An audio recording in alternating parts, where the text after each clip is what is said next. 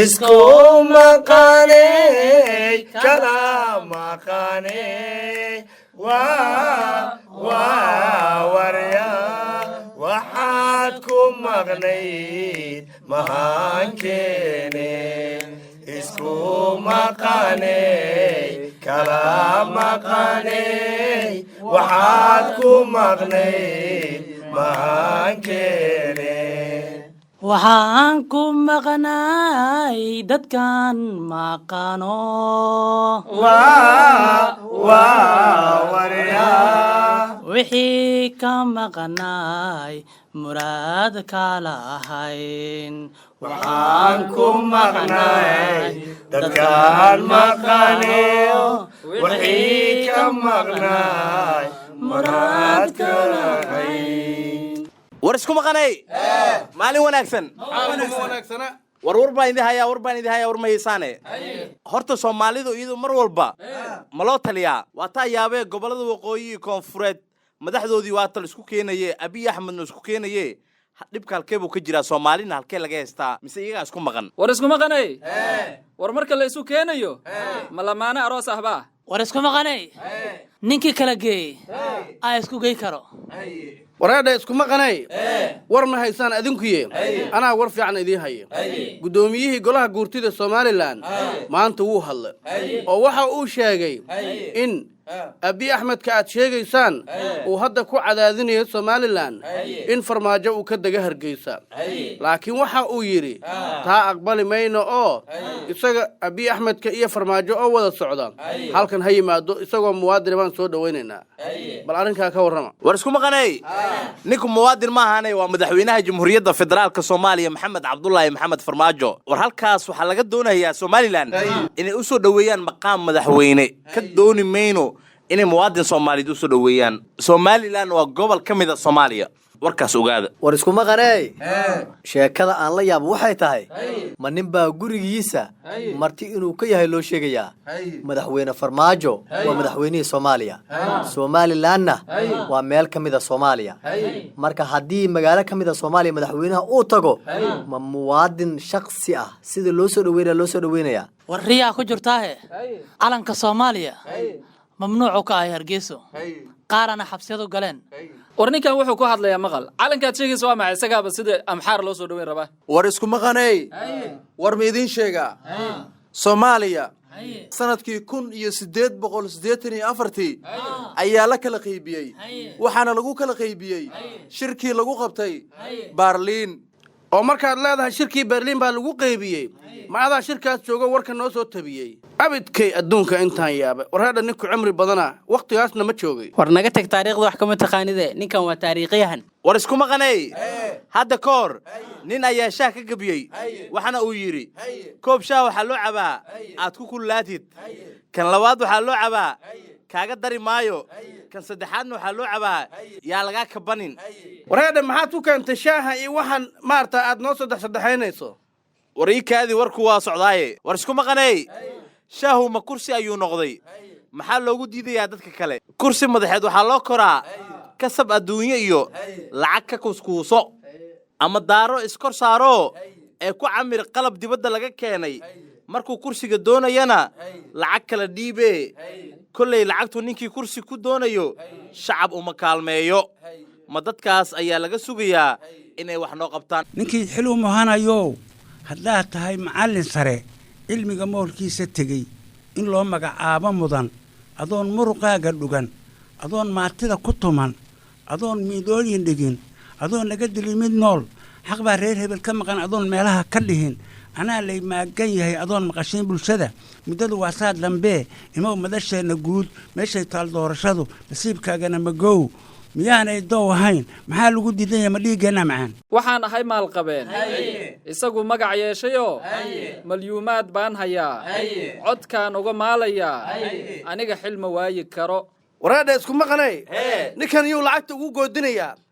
war annagoo noogu goodinayaa war isku maqanay dawladdu geedi bay ku jirtaa geedi u socotaa war isku maqanay war ma haysaane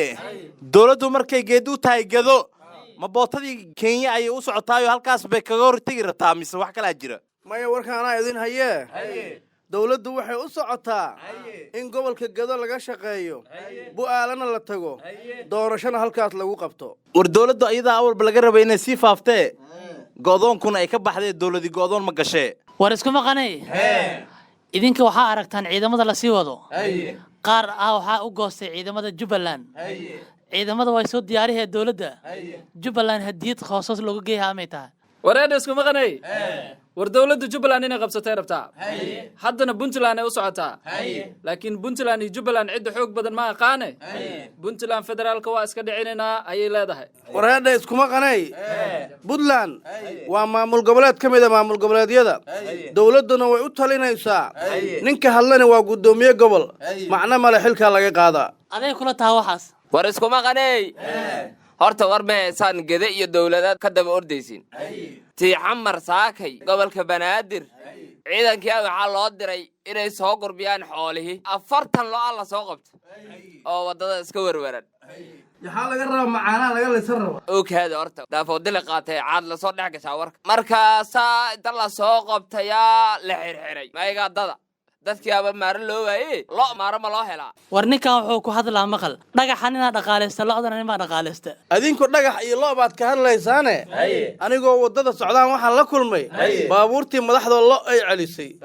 ciidankii bay qayb ka noqdeen baa isirwaaba yaabanay war isku maqanay lo'da waa wadani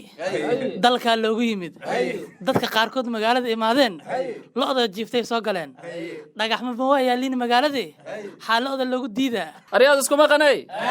war ninkan lo'da dadka qaar ee ka soo horeysa leh oo dhagaxana ka soo horjeeda dhagaxa qaraxo celishaha lo'da hay celisaa wareed isku maqanay waxaan idin weydiiyay howlgalka looda ku saabsan oo kaliya oo xamar ka bilowday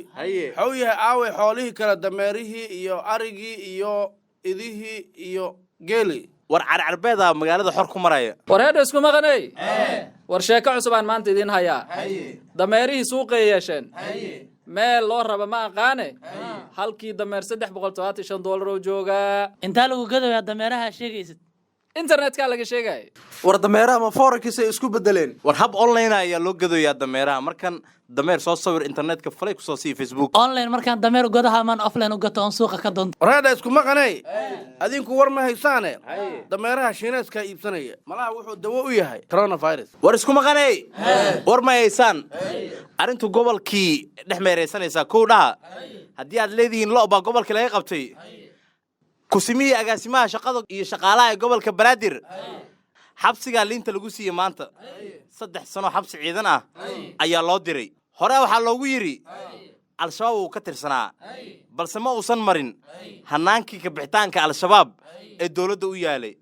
marka odayga liintu xabsiga ku cabaaya wareedaan ka dhaxgale ninka maanta lama xirin hore u xirnaayo laakiin maanta la xukumay oo kaalay kusimaha agaasimaha shabaabnimada loo xukumay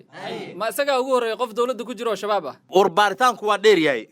fanaan baa hadda xabsiga ku jiro baaritaan ku socdaa idinka idin taala isu maqanay intaad dhageystayaasha ku maqantihiin yaan idinku soo maqnaan yamaya kuwa hadda xil hayaaba jiree kuwaas lama soo qabto war isku maqanay war ma haysan